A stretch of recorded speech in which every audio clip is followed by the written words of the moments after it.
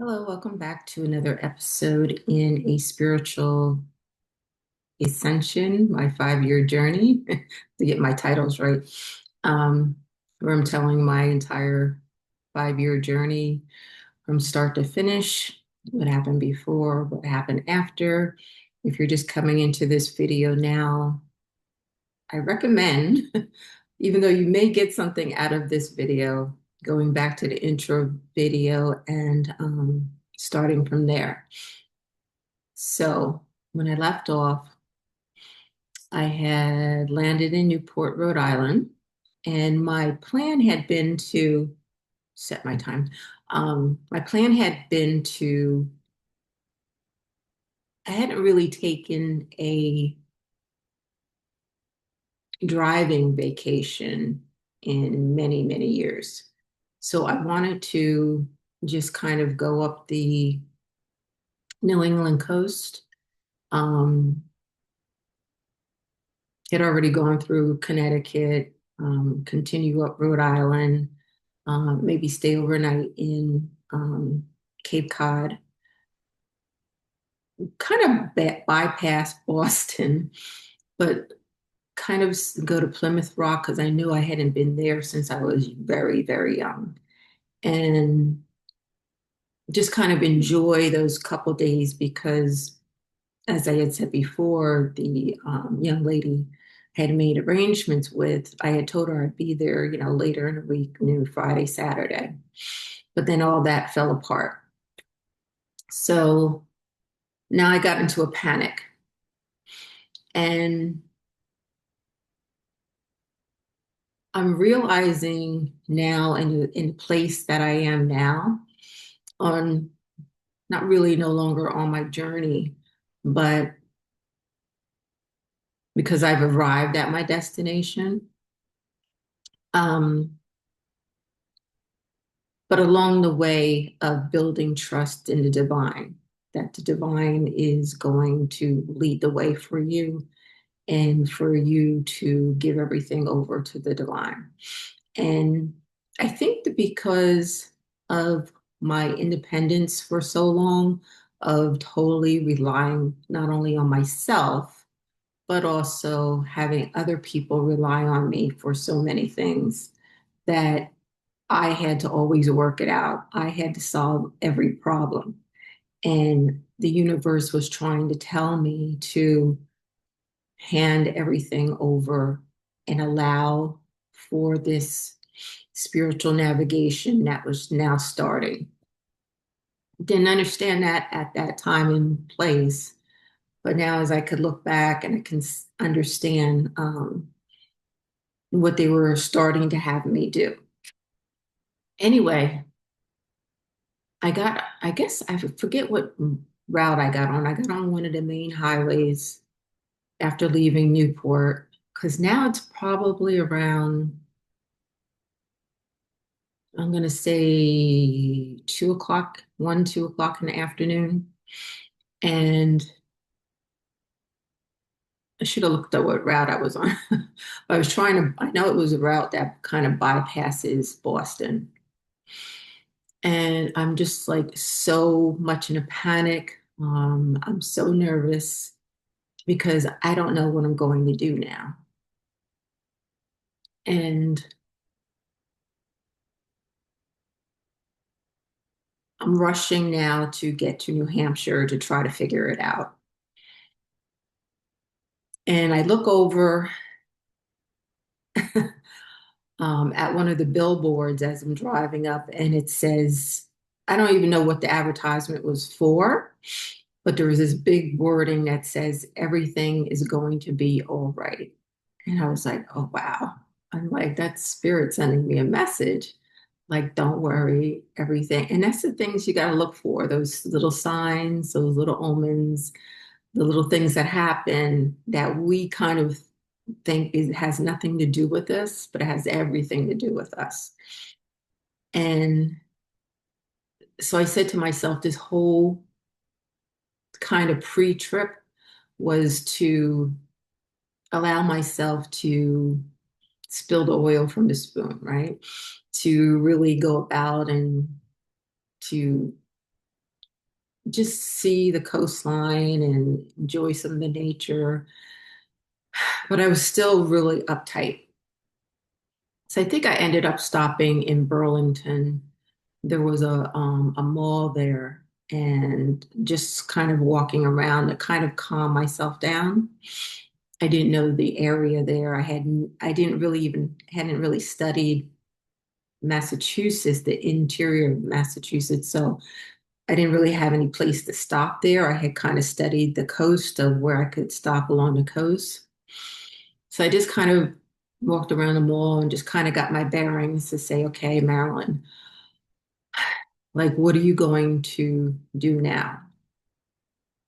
And as I've talked about in many videos before, something I call spiritual navigation is the universe really leading you on your path and allowing for that, surrendering to that.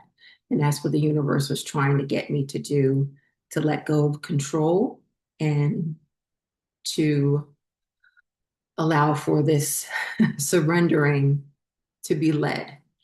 And I still didn't get that.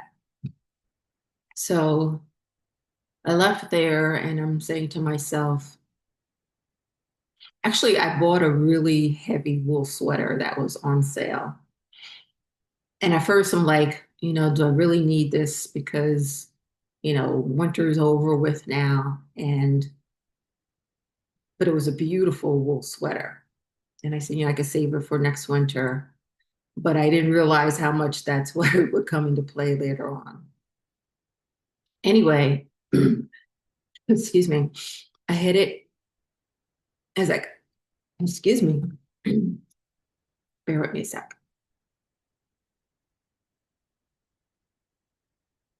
Okay.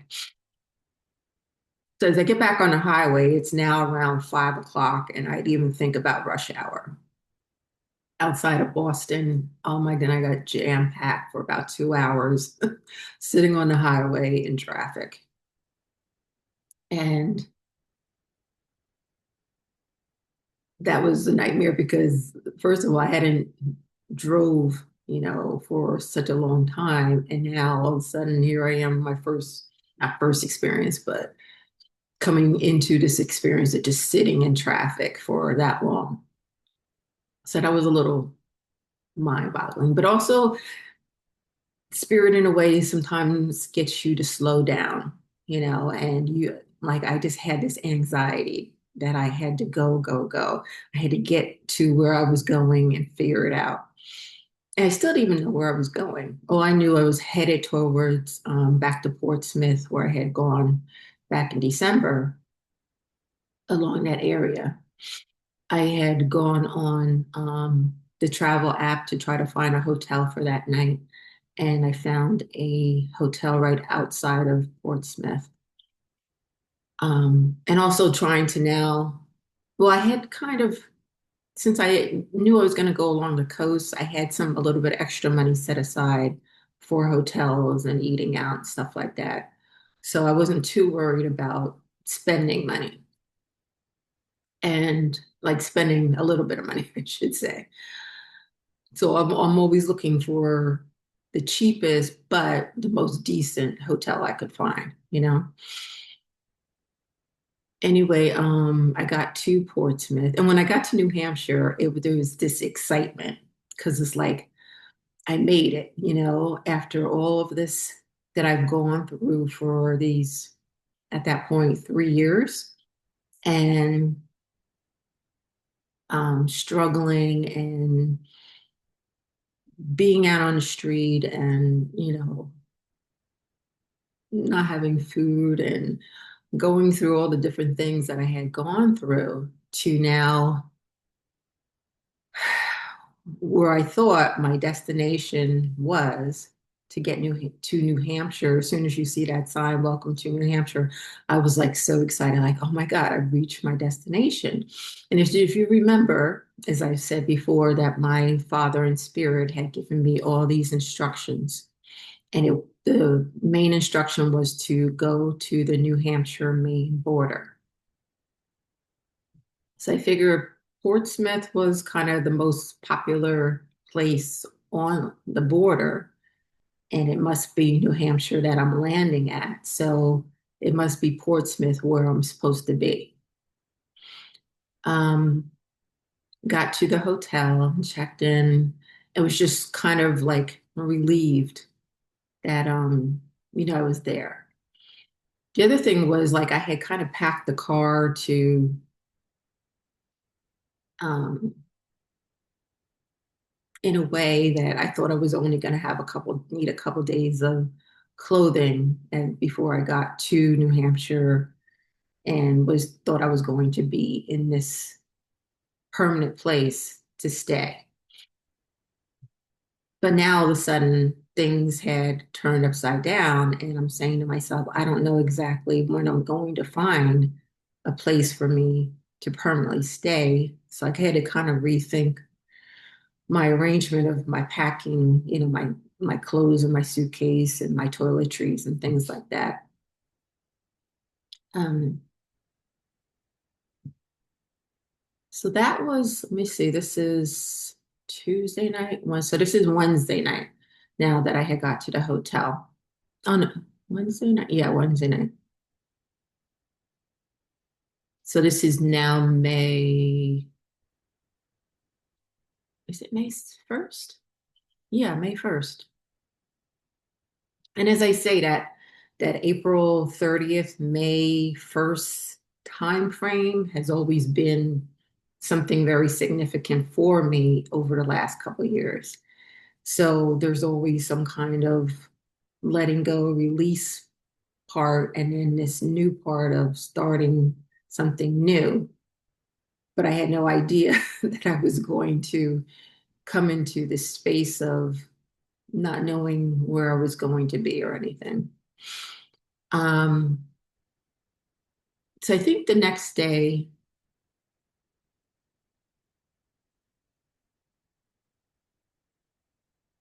I had packed up and everything, not thinking that I was going to, go back to the hotel or what the situation was going to be.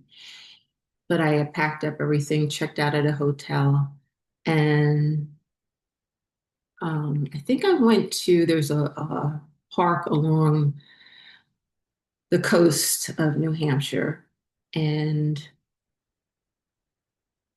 walked around there and just kind of sitting there looking out at the ocean and kind of saying, Spirit, give me answers. Like, what's going on? Like, where am I supposed to be? Like, being total, like, I let everything from where I was, New Jersey, New York, everything go.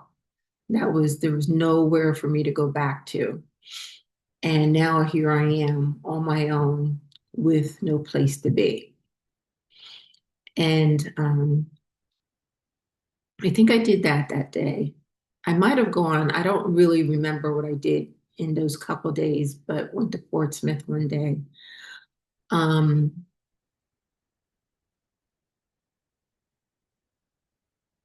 Walked around, which was really nice to come back there. That's one of my really fun places. Um, and then I ended up saying, I got to go back to the hotel because there's nowhere else for me to go. So I checked back into the hotel.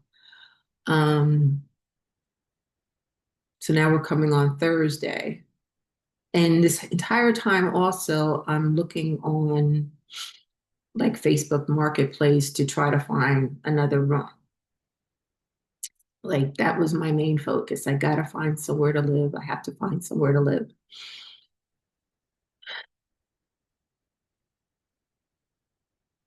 This went on for the next couple days. And I think by Friday, it was getting to be a kind of a hopeless situation. And I ended up booking because I was tired of doing that packing and unpacking, packing and unpacking. And I said, let me just stay here for the weekend instead of checking in and checking out again. And maybe if I sit for a time in silence and being quiet, maybe I can hear spirit better because I was so frazzled and full of anxiety and couldn't concentrate. enough to know like what was I supposed to do next. Um, so I ended up just Friday through Sunday, kind of just staying in the room, just being quiet, in meditation, just going out to kind of get something to eat and coming back. And that was kind of nice just to kind of relax. So then by Sunday, I said, okay, it's time for me to move on. I can't just sit here. I've been in this hotel room now for the last 5 days, and it's time for me to kind of figure out, go move forward and not just sit in one place because I'm not getting any answers. And so Sunday, I ended up checking out, and I'll start from there in the next video of what happened next. Okay. Thank you again for being here, and I'll see you in the next one.